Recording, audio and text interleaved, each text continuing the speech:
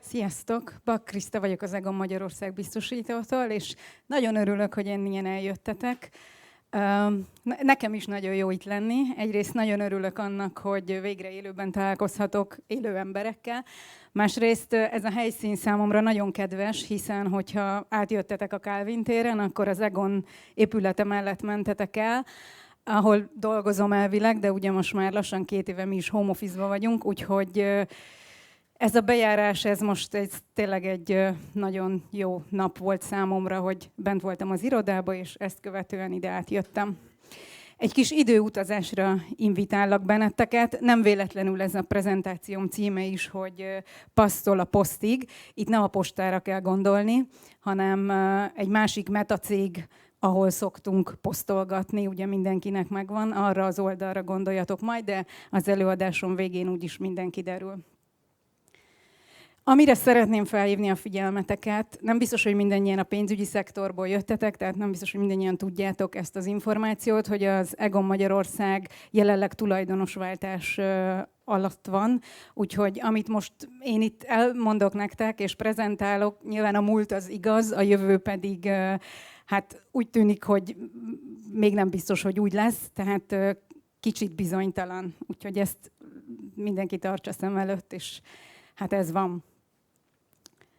Nézzük, hogy mi volt a múlt, mi az időutazás. Én 2017 nyarán kaptam egy megbízatást projektvezetőként, hogy az én főnököm úgy jött haza Hollandiából, hogy be kell vezetnünk a Confluence-t. Ez lesz az a platform, ahol az egész vállalat együtt fog dolgozni, kell egy kollaborációs felület, kell egy olyan tér, ahol minden egyben lesz, és akkor így ültünk 3 kollégák, és így néztünk egymásra, hogy de mi az a Confluence, hogy fogjuk tudni ezt használni, meg hol találjuk meg, mit tudunk róla, kik lesznek a felhasználók, a hollandok ezt mire használják, ki a forgalmazója Magyarországon, hogyan fogunk ezzel dolgozni, mit csinálunk, és akkor most nem azt mondom, hogy a telefonkönyvet ütöttük fel, de megtaláltuk a MetaInfet magunknak, akik segítségünkre voltak a bevezetésben, és annyira jól sikerült ez a bevezetés, hogy külön csomó mindent fejlesztettek nekünk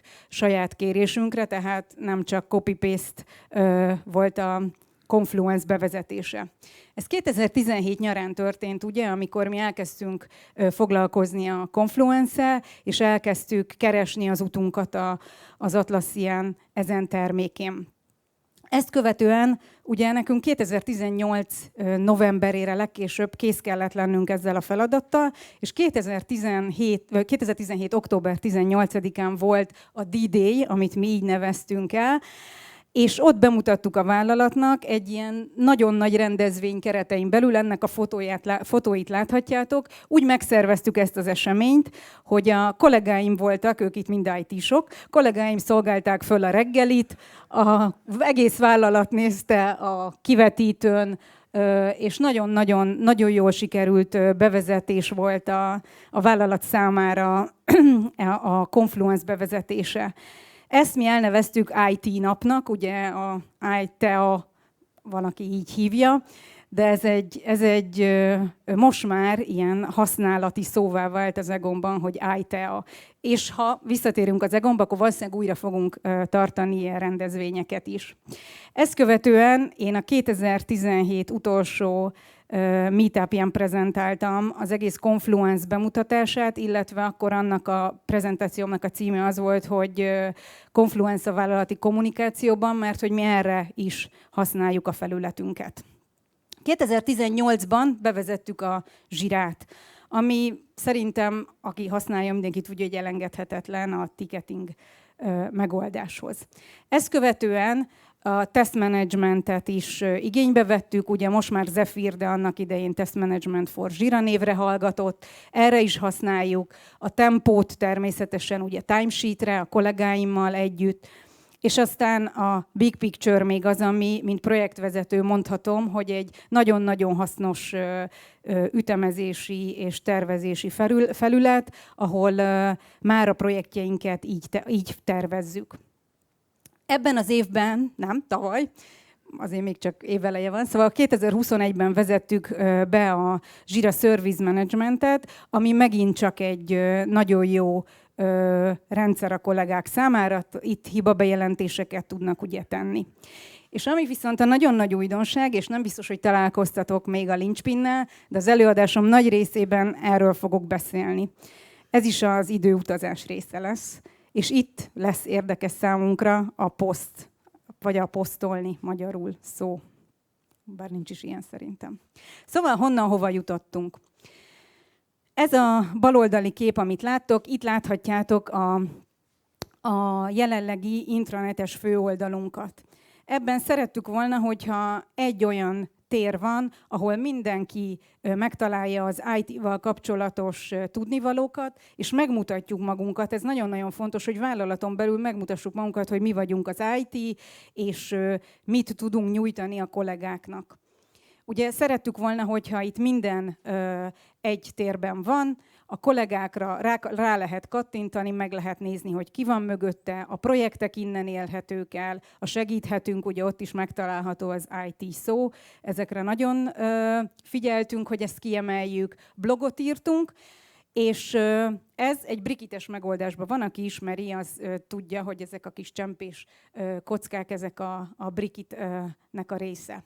Ehhez képest idén, illetve már tavaly megvettük a Linchpin nevű add-ont, ami sokkal-sokkal többet tud, mert itt már ugye mondjuk a blogoláshoz képest, korábban ugye csak blogolni tudtunk, most már tudunk híreket, tehát van egy ilyen hírfalunk, tudunk híreket kiírni, van egy fórum lehetőség, ahol el lehet indítani egy témát, és mindenki tud rá reagálni, és van egy hírfolyamunk, amiben pedig minden hírt, amit fontosnak tartunk, tudunk kommunikálni a kollégákkal. Itt ezen a részen, nem tudom, ezen nincs, ezen az Employee of the Month, amit láttok, a holnap dolgozója, ez egy banneres megoldás, tehát a fontos hírek azok így jobbra-balra mennek, át lehet ugrani, csak ugye kivágtam ezt a képet, ezért látjátok így. Tehát egy főoldal annyira megváltozott, hogy egy sima csempés összeállításból egy dinamikus oldal lett, ahol hírfolyam és mindenféle hír látható a kollégák számára és elérhető. A másik nagyon fontos dolog, amit szerettünk volna megváltoztatni, az pedig ugye a segíthetünk, ami most már rögtön, itt fönt megtalálható a címe, és rögtön átmegy a Jira SM-be, ami be van linkelve, és hogyha látjátok, nagyon fontos dolog, hogy a bal oldalon meg az egész Confluence menüsávja látható. Tehát itt a Linchpinben mindenféle dinamikus megoldást el lehet érni. Ami nekem nagyon-nagyon nagy újdonság, és nagyon szeretjük, és annak a kolléganőmnek, aki a rendezvényeket szokta szervezni, annak például nagyon jó, hiszen nálunk látjátok, operációs IT havi meeting van, vagy oktatások, IT havi meetingek, ezekre az eseményekre itt föl lehet regisztrálni, ami azt jelenti, hogy ha megnyitod ezeket az eseményeket, akkor regisztrálsz, és aki a szervező, ő eléri. Persze tudom, hogy a naptárból hasonló funkciót el lehet érni, de ez egy külön feature, ami nagyon hasznos lehet a kollégák számára.